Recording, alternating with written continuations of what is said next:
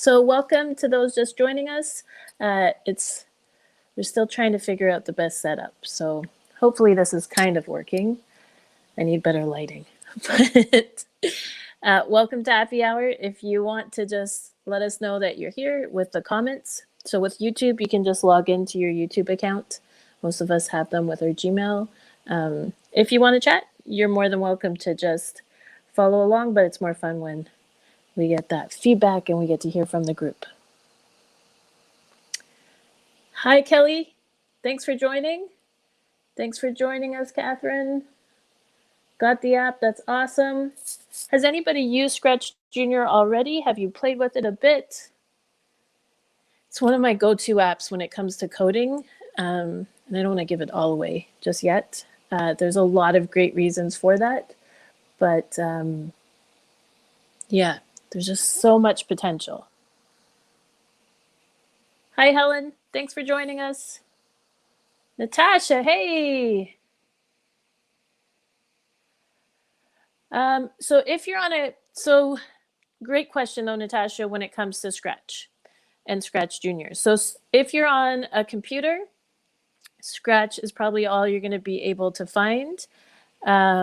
Scratch is their full language. Scratch Junior is an app that they came out with for Android, Apple, iPads, and some Chromebooks will let you download the Scratch Junior app so that it's more accessible for younger kids because the Scratch Online has so much text involved.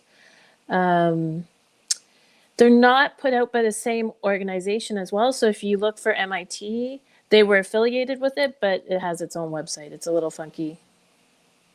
So we have people saying they want to learn more. They've played with it a little bit now to find the charger. Jessica, I had the same panic. I forgot to charge my phone, and I'm hoping that it holds a charge. I think we pulled it off, but I left it to the last possible moment. Thank you, everyone, for joining. I know it's fun to hang out together and to try different ideas. But yeah. So thanks for dropping your hello into the comments. There you go. Yeah, I don't know why they didn't put it on iPhones. Like, to me, I think it should work on an iPhone, but yeah, it's only on tablets, unfortunately, which is a bit of a bummer because I love an app that will go on more than a couple devices. The Chromebook app also opened a lot of possibilities, especially for our classrooms that have more access to Chromebooks. So yeah, that was super cool.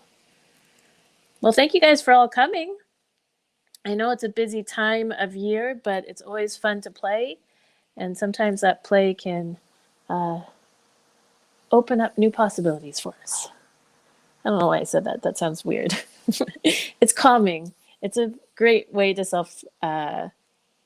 self-regulate and that mindfulness. Maybe it's just me, but I find if I'm taking photographs or creating, it's a chance to reset.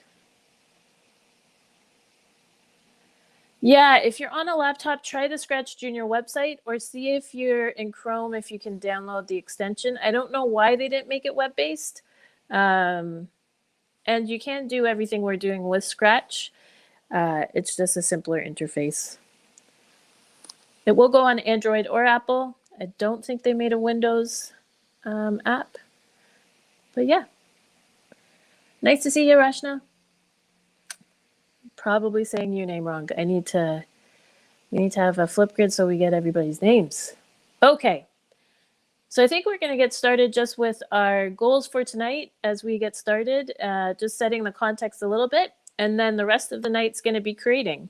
So if you haven't joined an Appy Hour before, I'll show you a little bit. We play, you comment in the chat, and then we go back and forth like that till our hour is up. And we do try to stay to the hour. So for today, we're looking at Scratch Junior. Unfortunately, it's not a website, it is an app. If you're on a computer and you don't have access to an iPad or an Android tablet, you could go to scratch.mit.edu, which is the full version of Scratch. the concepts will be similar. And we can definitely do the full version of Scratch in another session as well. We've been doing a lot of coding games in Scratch, which I think is super exciting, even for a non-gamer like me, learning lots. Thanks for joining us, Jennifer.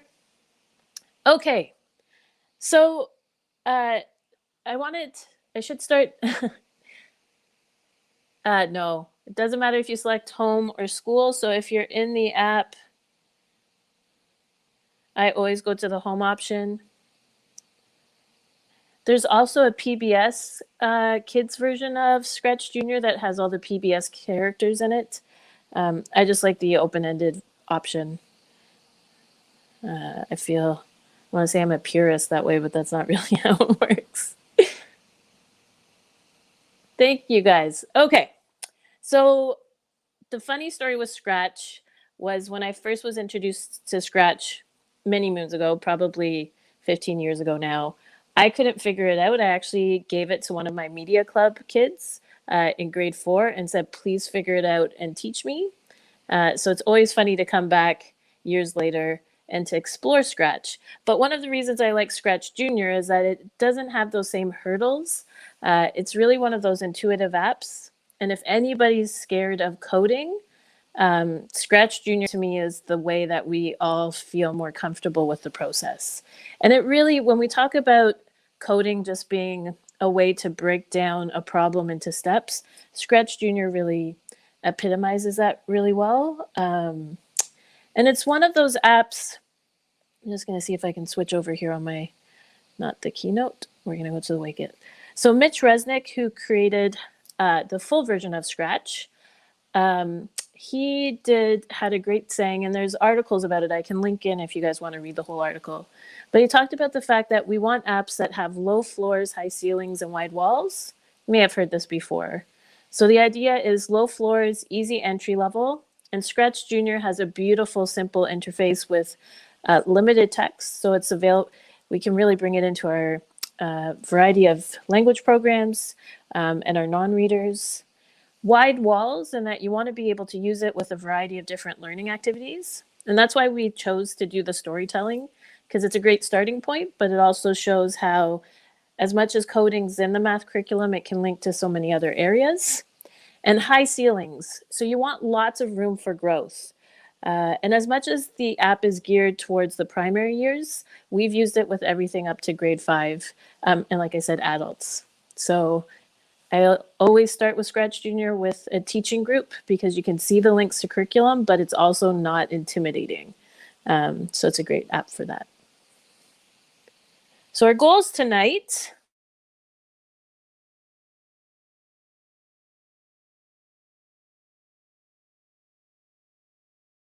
The basics. Again, if you've had experience with Scratch Junior before, if you want to drop it into the comments. I know a few people said that they've tried it or looked at it. We're going to then try to add, we'll start with one character in our background and create that simple movement. Then we'll try to make it a bit more exciting by adding another scene and another character and adding some automatic transitions in there. And then I thought before we end tonight, we could look at the Ontario curriculum and just see where we saw the connection to the coding expectations and any other expectations we can think of, just because I know report cards are on everyone's mind and reporting. So we can chat about that. All right. So if we're all okay with it, I'm going to jump into Scratch and give you a little tour of the interface. I'm going to wait a minute, though, just to see if anybody did want to. I'm trying to look back who said they had experience. I think Catherine, did you say you've tried it before? Kelly mentioned needing to learn a bit more. We had some folks played with it a bit. All right. So we'll show it to you as if you haven't explored before. I'll try not to be too slow for anybody. So tell me if you want me to speed up. Thanks for joining us, Sharon and Jennifer. So we're just looking at Scratch Junior, getting our feet wet. I'm going to just go back out to the main page so you can kind of see it from there. So again, beautiful part about Scratch Junior is it's meant for early primary, so a lot of things are based on visuals, and we take away that limitation of having to read text. So as we go to the home button, we can create a new story with our plus sign. One of the cool parts about that is it's something a lot of our young learners are used to. And so we have our interface. I don't know, I have it all the way over there. And you can kind of see our coding blocks there towards the middle of the page. So we have our different colors that help us out. For anybody that's used the full version of Scratch, it will be kind of cool because the colors are the same. So as you move from Scratch Junior to Scratch, the concepts can transfer over, which I love because we can make those connections. On the right, you're going to see our scenes, and we'll be using those as we go along. On the left, you're going to see our characters. So you can tell that I'm in French right now, and I don't know why, but that's okay. So in the home setting, you can change your language settings so that even the basic prompts that you see throughout will be in your chosen language. Along the top, we're going to be tapping into some of those tools to help us out as we code our story. But yeah, I'm just going to check the chat. Dance related, very cool. So many great ideas. I think we're going to have to take some time at the end so that we can just even share some of those ideas we've explored. So the most basic thing that I usually do is we want to think about our story first. So I'm going to do a seasons. So I'm just going to have Kat maybe noticing and wondering some of the things they see about the seasons, and maybe I'll just have him walk through the seasons, and he'll meet some other people in different places. It's not the most exciting story, but we're going to go with it. So on the top of my page, I have this little picture icon. So it looks like green rolling hills and blue. That gives you backgrounds. And we'll come back to those ones that I had up top. It always works the same way in Scratch. So you're going to see that check mark, that paintbrush, and some different options. So there we go. So again, the rolling hills, look through your backgrounds, and you can choose one that you want. I'll give you a minute.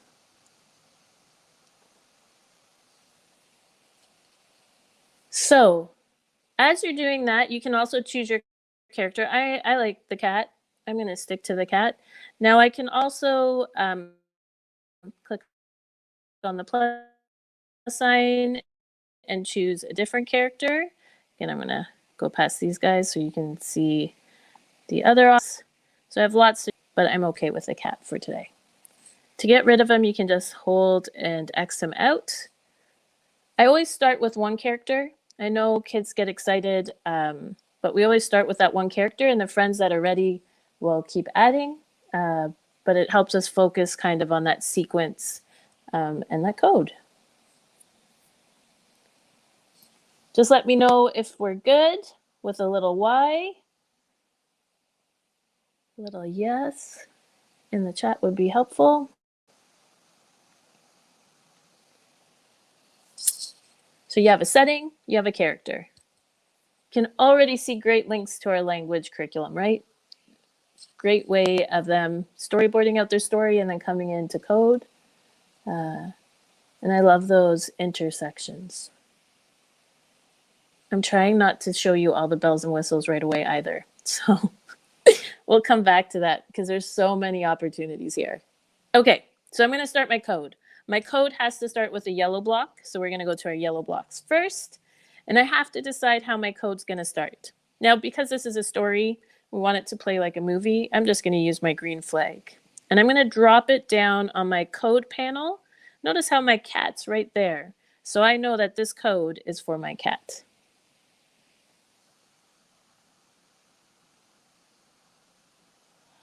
Now, you probably can guess what code I'm going to use to make Scratch move. Usually we do this with kids, but you guys are big people. So in my blue arrows, again, I have my directions, get some of that spatial sense and directional language in. And as I add, I have a couple different options. I can just keep adding and test it out to see how Scratch moves, or I can tap in that number and change numbers. Without fail, every single grade 1 kid has put 100 in at one point, just to see what happens. So I want him to come to the middle of the page. We're going to say make a note about the fall colors, and then I'm going to have him go to the leaf pile and maybe jump in the pile, and then go to the house and go in for a warm drink. So to help me out, which is one of the things I love, is up on the top, we have a rectangle that kind of has the 4 squares to go full size, and then we have one with lines. Our grid really helps bring in new math conversations, because with our grid, we can now make better estimates about how far we want Scratch to move. So instead of just guessing 10, which is completely fine, but if we're wanting to have a conversation about those numbers, I can see I need to go to about 9, and I'm at 3. So my grade 2s may do the math, my grade 1s may just count on. So I'm going to try to move 6. Let's see. Awesome. Okay. So you need a yellow brick to start. You need a blue arrow to get you to your first stop. Let us know when you're ready, and we'll show you some more.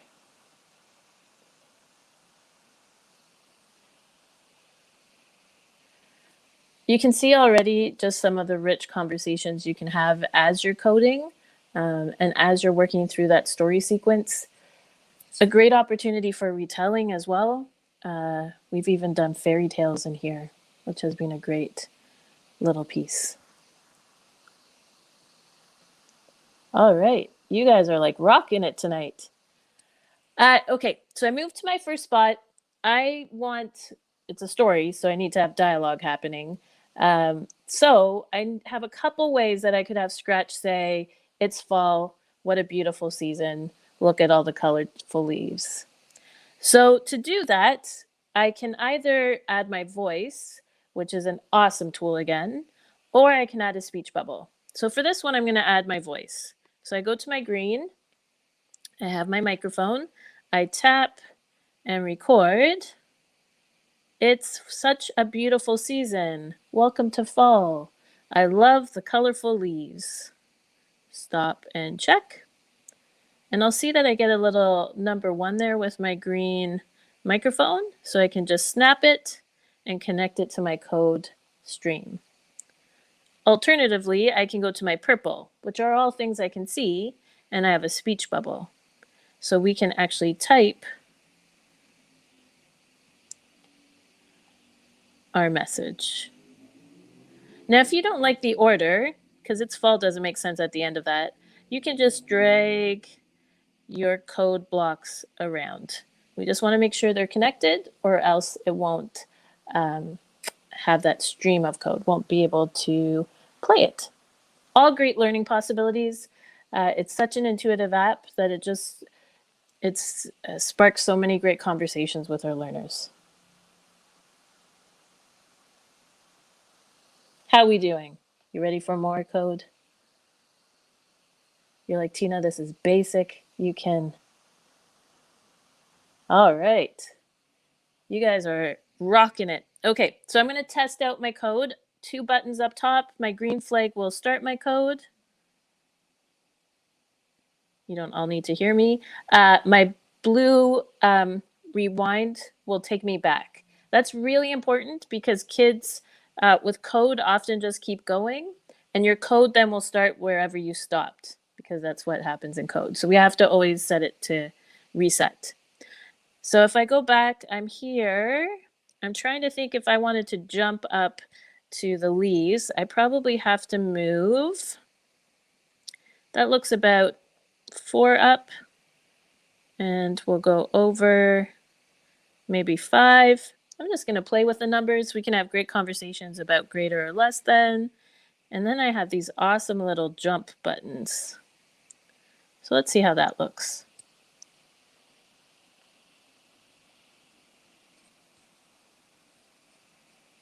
My voice clip is way too long.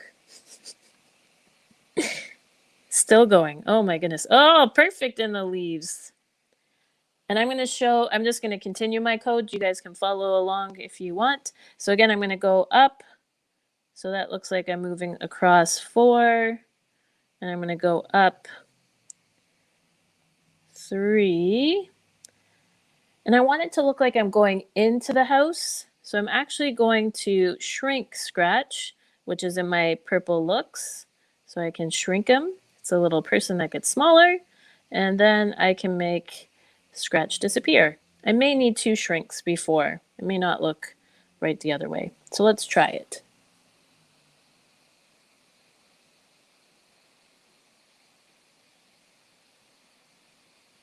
Super long again. I should have, there we go. I could have probably put that, oh, he's way off, way off. Okay, so now I have to go in and fix my code. So I think he went too far over. Maybe I'll just make him move 2.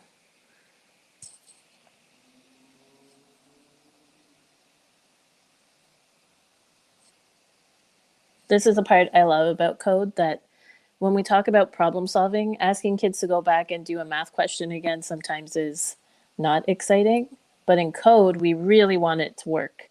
So we'll go back and we'll keep tweaking till it's just perfect. So the opportunity to have those math conversations is huge. Still too high. I'm going to try just 2, 1 less.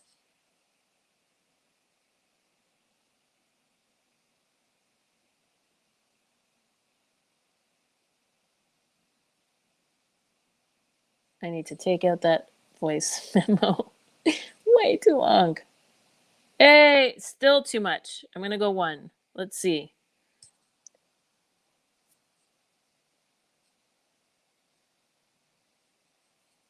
Tweaking that code is always the hardest part. Getting it just right. That was perfect. All right, I'm happy with that. Let us know if you got your first scene done. Questions, comments? Does it seem easier than you thought? If you've used the full version of Scratch, you'd know that those same steps of moving, we have those in Scratch as well. We also have a grid in Scratch, the full version, but it works with positive and negative numbers. So it works on a 4-grid quadrant. So that's a bit overwhelming for some of our young learners, even overwhelming for kids that are just starting. So this really brings down some of those basics, so we get that sense of movement and some of the possibilities.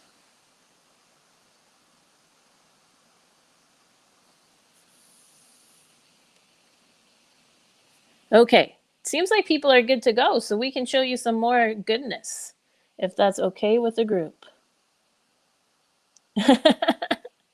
Jessica, I love that you impressed a 3-year-old. So cool. I've had a lot of practice, Lisa, with Scratch. I think, and Natasha, I think that jumping in the leaves, it's those little details that sometimes when we teach coding, we just have those left, right instructions. And that's why I love the storytelling piece, because we really are focusing on how can we code what we want to see in the story. So it really brings in some of those more interesting pieces. Kelly, if you want to get rid of a brick, so maybe I don't want to shrink my character anymore, I just can unsnap from my code line, and I can just bring it back up to my code bar where all my blocks are staying, and it will delete. So again, I can unhook and put it up to the bar, and it will delete. Oh, that's growing. We should have done a spooky scene. I didn't think of that till now, but that's okay. Sharon, I think I love your point about connecting math to real life. And I think for me, it's always that fun piece. Like there's been so many rich conversations when we've gone to code around numbers and their value and where that greater than, less than, even with kids in kindergarten or grade 1. And just such a rich, authentic way to have that conversation with students. So it's concrete, something that they can see with and something they can play with. Like I said, every kid puts 100 in, but it's really cool for them to see that 100 is more than the size of our canvas. So even seeing that they loop back around is pretty powerful. Adding your voice. So the voice is the green buttons. Just a note, sometimes on your school iPad, sometimes on your own iPad, you won't see the microphone option. So if you don't see the microphone option, just go into your settings for Scratch. It just, if we accidentally, and it could be even before you got the device, somebody said no to audio, and I have too many apps. Can we find Scratch? There we go. Just make sure that your microphone has access, and you won't see that option in here if you turn it on. So you have to go back to the home. It will save all your projects so you can name them and keep working on your projects. They will save on the device itself. So that is one limitation. But it does make that access a bit easier. Okay, so we have our first scene. I want him to now come out in winter. So we're going to add another scene for winter. We're going to add something to the scene. I want to add a snowman in there just because we want to build a snowman. I don't know why. I do not like the cold. And then we may actually make another version of Scratch too where we can edit his outfit. So we'll do audio in the next scene as well. So on the right-hand side, remember I have my season, my fall scene there. So I'm going to add, so I have my next scene. And this is a whole blank canvas. So you're just adding that next part of your story. So again, I'm going to go in, oops, I don't want outer space. Not for my story. I'm going to go to winter. And I'm going to come into winter.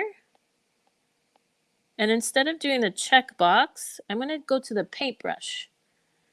This is the cool part, and this is really the part that's exciting about Scratch Junior is, and Scratch does the same thing, just it's a bit more steps, is that you can edit anything. So you can edit the characters in there, you can edit the backgrounds that are in there, you can make your own. So it really makes things exciting. So I want to add a snowman to my scene. So I'm going to pick my circle and do white. So I'm going to draw one and use my paint bucket to color it in. I just realized you can't see it. So I probably should do a black outline. And then I can use the white to fill it in. There we go. That works better. So I'm going to draw another circle. Oh, for my, that one looks okay. I don't think I better paint it in, and I can get my last circle there. That's one big snowman. All right. So I have my snowman. I may do the squiggly line, just lets you draw your own jazz.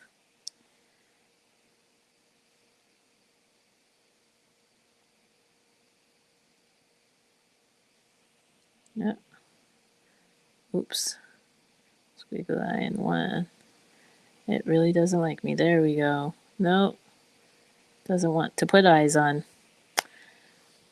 We'll do it with a circle instead. Okay. And I'm happy. I've created my scene. So again, you have that possibility to change things up. Now I'm going to have in this scene, and again, I have to plan it out. So in this scene, I'm going to have Scratch come out. He's going to say he's cold. I think he should probably wear a winter outfit, shouldn't he? So I'm going to go to the pencil, and we're going to give him a little hat. That's a very sad hat. Oh my. Oh my. Well, we're going with it, friends.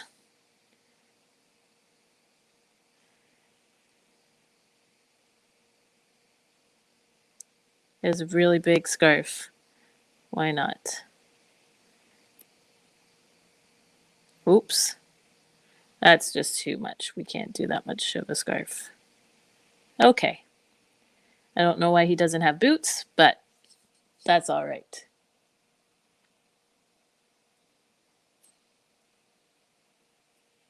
Thanks, Natasha. I'll show that again. So when you go to your pencil, your background, when you check a background, instead of doing the check mark, you click on the paintbrush, and then you get that paint option. And that's why the same thing with our cat, we click on the paintbrush, and we're able to edit them. So again, I need my code to start with the green flag. I want to start my character in the same spot. So I'm actually going to make them invisible from the start. So I'm going to make him invisible. There we go. Now I can't see him though. So let's make him visible again. Let's shrink him to the, oops, that's normal size. Shrink, shrink. All right, now we'll make him invisible. So I'm going to make him appear, and then he'll grow before he comes down to see the snowman. So we can use our down button and use our code again. So I think that's about 7. And you can turn left and go another 7. So let's try our code.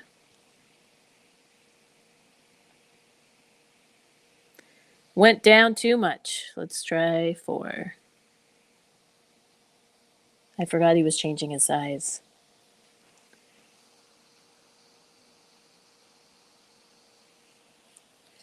Again, we can go into the green. We can record a message.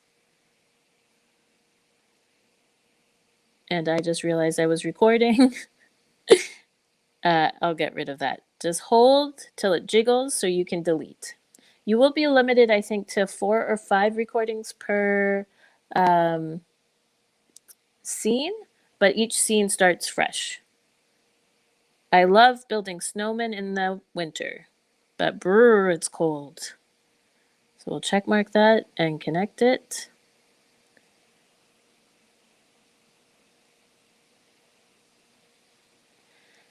And he's saying brr, so I'm thinking that he should do a little jiggle.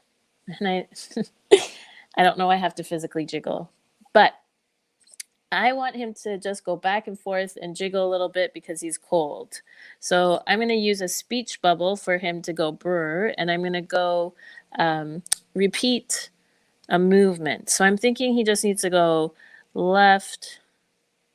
Actually, I don't even need to do left, right. I need to just turn him. Maybe he turns one way and then he turns the other way. And maybe he jumps in between. Let's see what that looks like.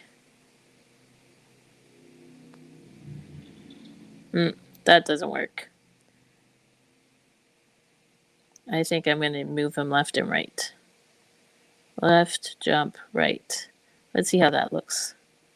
Oh, let's go back to the beginning and play. And then I'll try that. Okay. I don't want him to do that just one time. I want him to do that multiple times. And that's where our orange comes into play.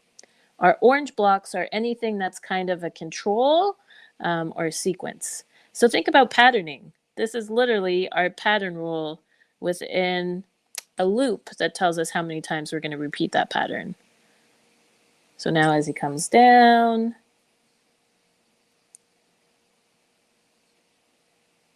again, my clip is so long when you can't hear it. Oh, he's jumping up and down. I need it to say brr when he's doing that, though, so that people know why he's jumping. So let's put a little speech bubble in there before he does his little jump. All right, let's see.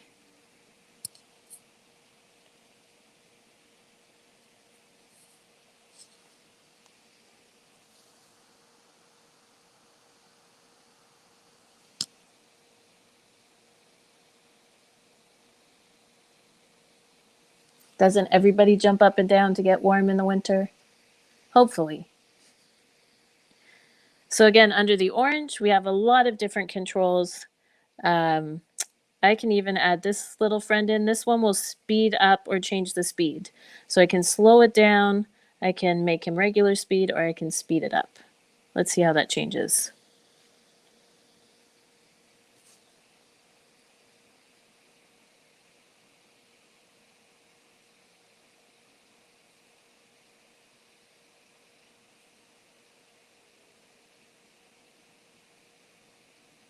Maybe needed a few more movements in there for it to seem natural.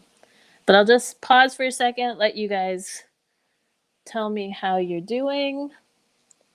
Ideas, comments, questions, something you want us to show again.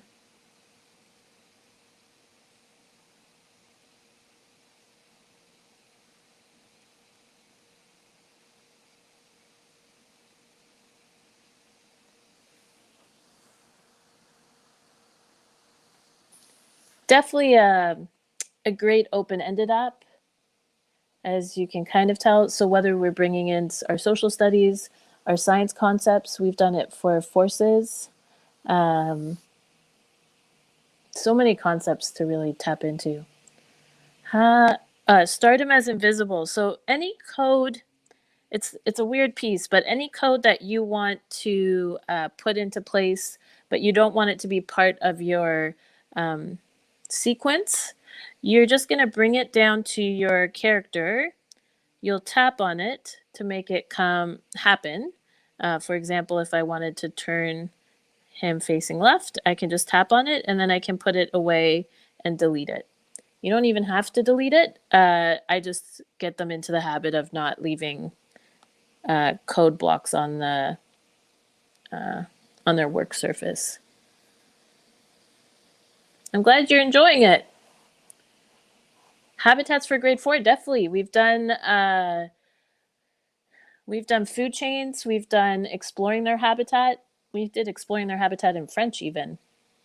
Because again, with the voice recording or the typing, they can bring in that storytelling from different places.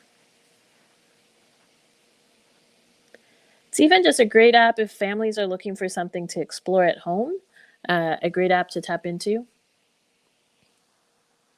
Especially since it's both on Android and Apple tablets. So it opens the possibilities a bit more. If they went on the phone, I'd be so excited. But I'm guessing it's just the design. They can't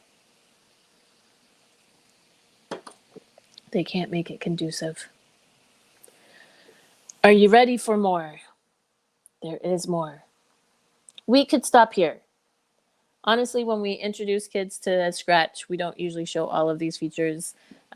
You guys are big people, so we're definitely going all out. But yeah, you could stop at any of these points and they would be super excited. One of the things I put in the Wakelet was something we've done with different kids in different grades. Actually did it, the first time I ever did it, we did it in French. And the idea, I just have to put the internet back on. Let's see if it cooperates. See if we can bring it up. Keynote. So we actually made our own version of Don't Let the Pigeon.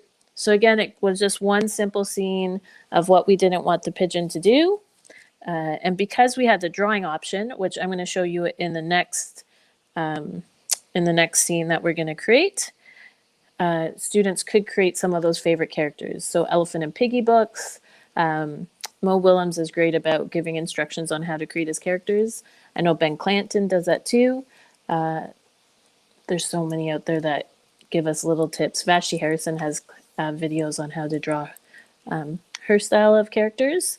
So this was our story about Don't Let the Pigeon Go to Outer Space. So you can kind of see there that I've created my pigeon character just using one of the backgrounds that was already in the app.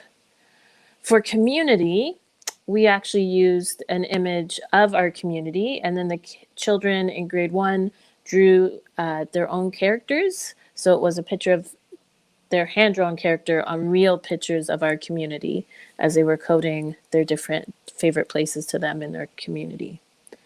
So lots of possibilities to explore and extend. So the DigiArtBox post is just a quick video recap, especially if you're sharing it with colleagues, just some of those points. If you're exploring, and just because I'll probably forget about it, on the Scratch Junior website, they have a whole section called Teach, which is deceiving. It's not really lesson plans, they're kind of challenges. So sometimes in the early years, especially kindergarten, we've just put the challenges out with the devices to see what the kids do. So it just walks through the code. Again, limited reading so that it really a great procedural text to bring into the classroom as we're exploring. Okay, so let's get back to Scratch. So we want to do a couple things.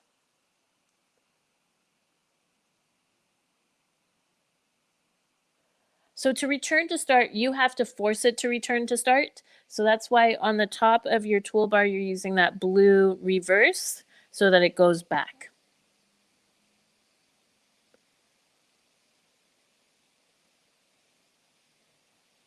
So it's the blue one, the blue back arrow right beside the green will set you back to the beginning. So that's your rewind, and your green flag is go. So two quick things. One is if, unfortunately, there's no way to really export. What we've mostly done is screen record what we've created so that we have a video of it, or old school, just record the screen with another device, because that's how we roll sometimes. But you can go into full screen mode, especially if you were doing kind of a showcase with something the students have created. But right now, when I do my first scene of my story, and I'm going to try to fast forward it there. No, that's what I get for trying to fast forward the code. I just have to wait it out with my very long recording.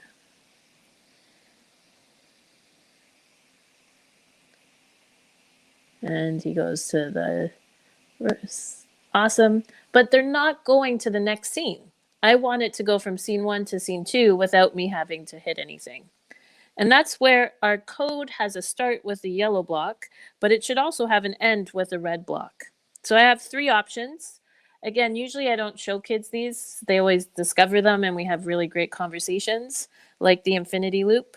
But you're going to notice we have another one that looks like our second scene. And so when I put that at the end of my code, check out what happens.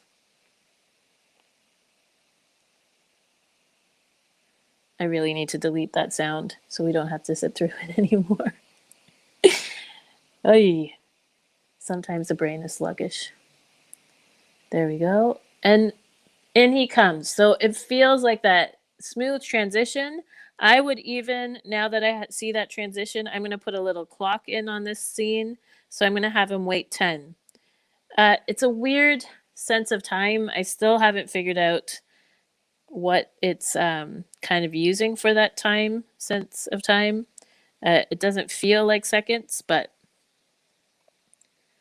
definitely isn't 10 seconds. But just gives a bit of a pause as we go through.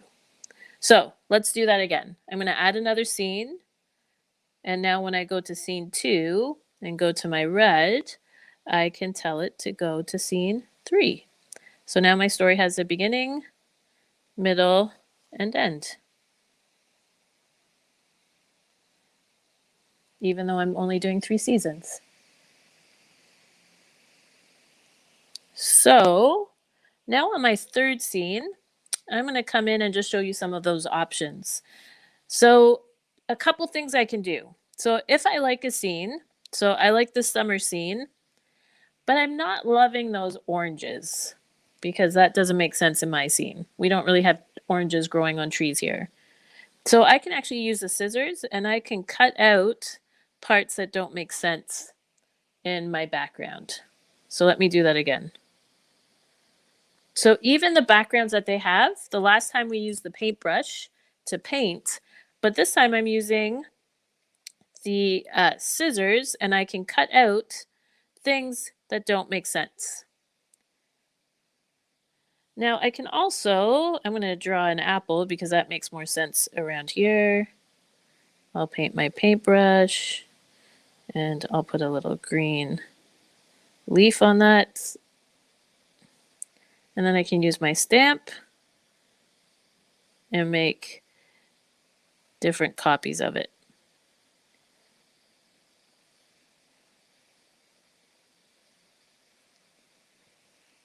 So one way that you can edit your background. Another option though, like we said, is I can choose a picture, a blank page, and my paintbrush, and I can draw from scratch, or I can use my picture icon and tap. You don't want to see me or my feet, my very sad plants, and snap. And we can check and now have Scratch moving on our real picture. Unfortunately, you can't bring in pictures from your camera roll. If they ever make an update, I hope that's in it. But it is really cool. What we did with the community coding activity is they went on a community walk and then they created a booklet of all the pictures. And then the kids could go into the booklet and take a picture of the scene that they wanted. So that kind of worked there. I'm going to go back to my Apple summer scene. Scratch looks okay, but I want a second friend in this. So I can go to the plus sign. And again, you can choose from all the cool different characters you have, or you can add your own, or you can edit one. So I'm going to add Piggy in. And Piggy's too big. He's way bigger than Scratch, so I'm just going to use that shrink till they match. Ooh, too small. We'll make him grow again, and I can drop that code out because I don't need it as part of my flow. So now I'm trying to think of my story. I didn't have him walk off the last time, and I just realized I went from winter to summer. That's not really the right transition, but that's okay. We're going with it. So I'm going to have Scratch come in and Piggy come in, and they'll each talk. This is where it gets tricky because once we have two characters, we have two lines of code.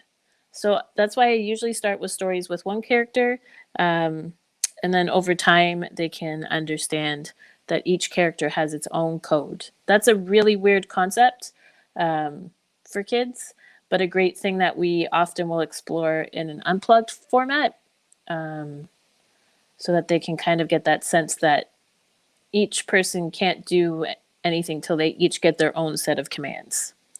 All right, so I'm going to have Scratch come in, and he's going to go to the middle there. So I'm going to have him go to maybe 8. And I'm going to go to Piggy, and at the same time, I'm going to have Piggy is going to be invisible. So let's make him invisible to start with. So he'll be visible, and then he's going to come 8 the other way. But I don't want him to come right away. I want him to wait a little bit. So we'll put a wait in between. So now when I push my green flag, because both codes start with the green flag, they'll both come and start. Again, I'm just going to pause. I'm noticing our time. The biggest trick here is to get kids to look at who's on their line of code. Without fail, there's usually an experience where somebody puts all the code on the wrong character, and it's not just me. It does happen to other people too. So just getting them to look at who is in the front of that coding area is great. Now the other thing is we can have characters do 2 movements at the same time. So I'm having him move, but he's so excited he's going to be jumping as well. So I'm going to have him jump 3 times as he goes forward. He's now a bunny rabbit.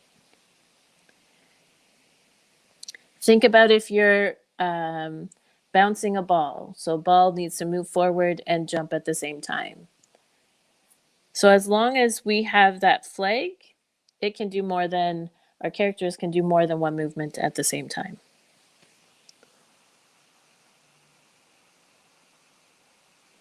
How'd you make Scratch face left? So if Scratch is facing the wrong way, take your arrow and tap. I'm going the wrong way. Here we go.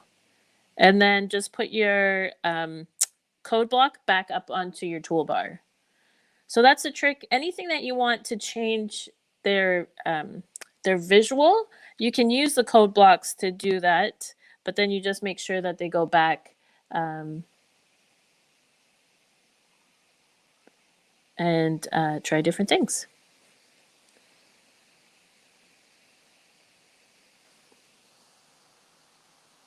Any other questions as we've been coding?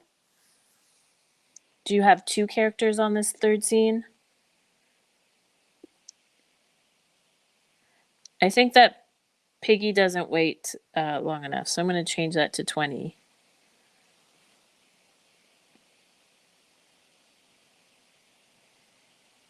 Could even get it a bit more exciting there, right? I could say Cat could be saying, hey, Piggy, where are you? Let's see if he has enough time. Oh, make him wait just a bit longer. Let's do 25. And again, that problem solving.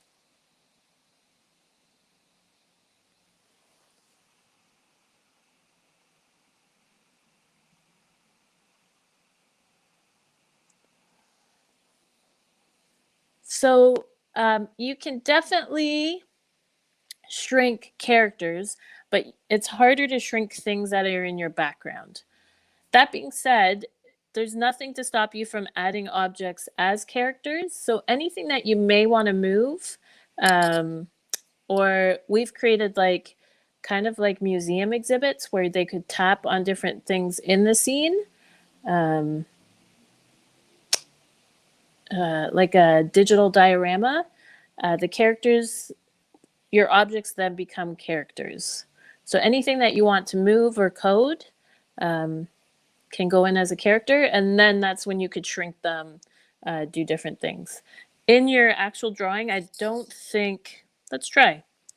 I don't think we can choose objects. Oh, I can move it.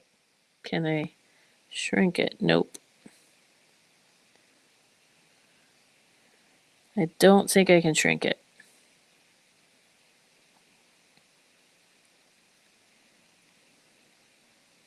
When it's part of the background. If anybody else has figured something out, let us know. I think once it's part of the background, you can add it, you can change it, you can even change up the colors, but you're stuck with it really being a drawing, if you will. Whereas if I added, I want another house in there, so I'm going to add it as a character.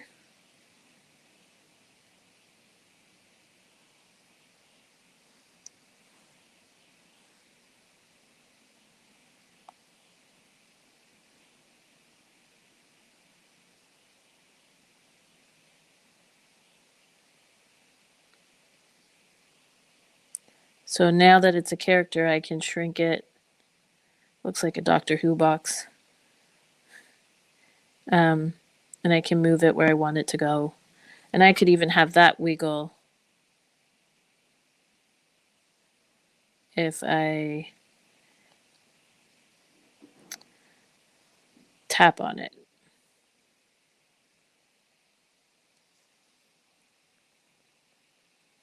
So if you want a character to face the opposite direction, so let's look at Cat. I'm going to go to my blue. I'm going to put the code block on that I want. I don't need to connect it because I just need it to turn around, and then I'm going to delete that code block.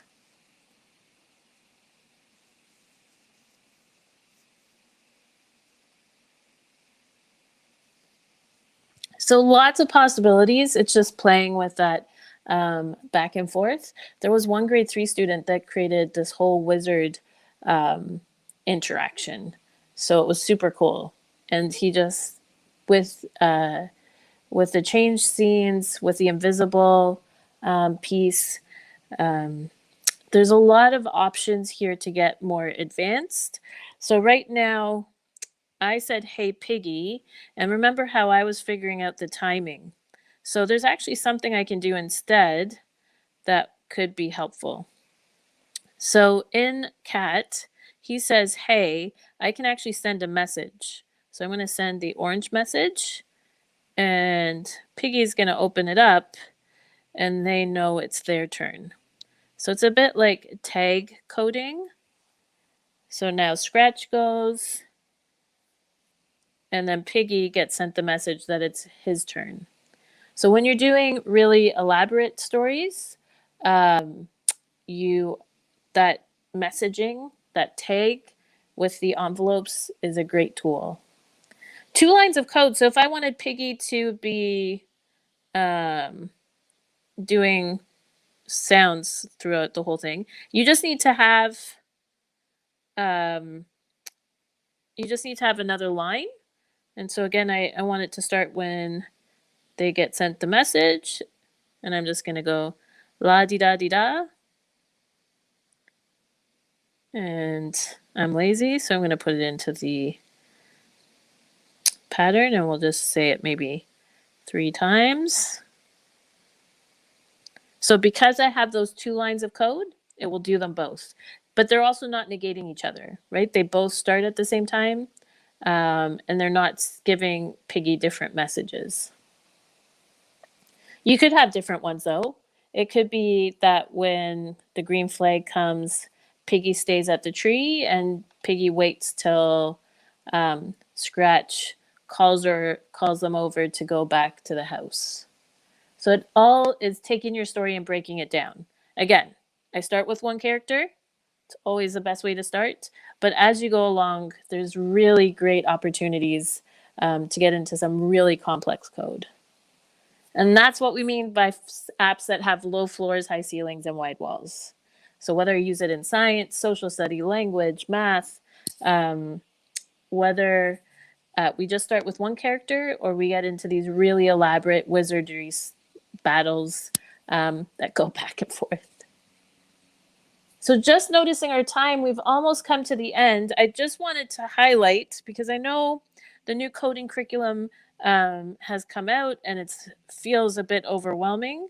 But as we looked at the expectations, just looking even at grade 1, grade 2, and grade 3, we did some of those expectations today, right? We solve problems and create computational representations of mathematical situations by writing and executing code. So we move Scratch directionally through our grid, including codes that involve sequential events. So we had that with our first scene. When we had our 3 stops, he went in that sequence. So in grade 2, when we get that sequential and concurrent events, the interaction between Piggy and Scratch, we definitely have that. And look at grade 3, where we have that repeating events. So anytime we use those pattern loops. So we've done a lot of those expectations just in our play today, which to me is always an awesome day. So if you want to go to the scenes, I know as you're getting into your code, you may have questions. Just pop them into the chat. So if I'm at a scene, I'm over here on scene 2. I go to my red, and then I can see how I have my different scenes there that I can choose from. So I want to go to scene 3, so I'm going to connect that. And then in scene 3, I want it to end, so I'll just end it off. So getting students into the practice of having a yellow to start and a red to end is a great visual and a great coding concept. Codes always have a beginning and an end. And it's something that we can kind of visually encourage and reinforce with Scratch Junior. Wow, our hour went by fast. So all this recording, it's not as messy as the last time, so we'll clean this one up and take off some of the banter at the beginning. and we'll post it, and I'll embed it into the Wakelet, and we'll send it out in the morning so that, again, there's that DigiArt box, just a shorter recap. Do you guys want the article from Mitch Resnick where he talks about low floors, high ceilings, wide walls? Is that helpful to anybody? You have the Scratch challenge cards and just that primary coding. When you look at the new math curriculum, you can't download the whole curriculum, but they have these grade comparisons, we're going to say. So it's available there, just if you want to reference it and think about some of the different pieces. I think, to me, though, there's so many other pieces, right? We've talked about number sense. I know I've been looking at the grade 1 curriculum and exploring numbers to 50 and their relationship to each other. We've done so much of that. There's so many pieces in there, even about spatial sense and directional language. Again, all the possibilities to connect to all those other subject areas as well. Because we definitely had that story sequence, we had that character development, so many pieces. So we'll be doing Appy Hour again in 2 weeks. I realize it's probably at Halloween. So I don't know if we just want to do like a live session if people are still game. It's really up to you guys. Or if you want something that's a little more kind of choose your own adventure. It sounds like people want the article, so I'll put the article in there. Yeah, the storytelling was kind of on purpose just so that we could see that link back to language. I think a lot of times when we hear code, we hear math, but coding really is a language in and of itself. So there's so many great possibilities there. If you have other suggestions for the next Appy Hours, we could look at Scratch, the full version of Scratch. It's a little more intense, but we could break it into some different pieces. I know Google Sites was still something on the list. If you're interested in AR, it's something a little outside the box. We can tackle anything you guys are interested in.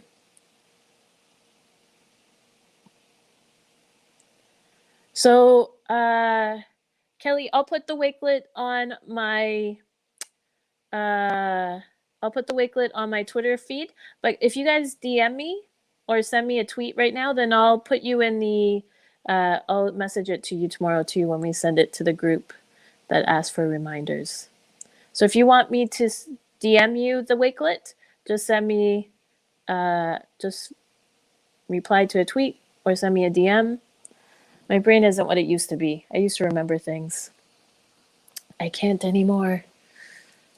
All right, so Google Sites is Sharon's suggestion for a future Appy Hour. So Linda, I have you on the reminder list, so you'll definitely get it.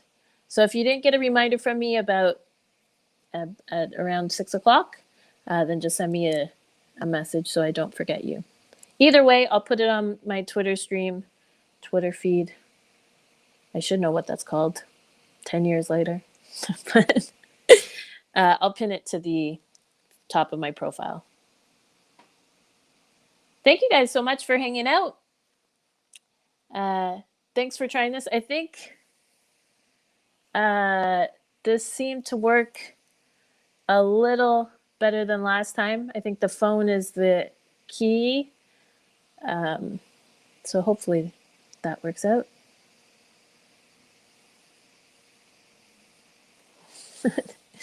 Natasha, you're too kind.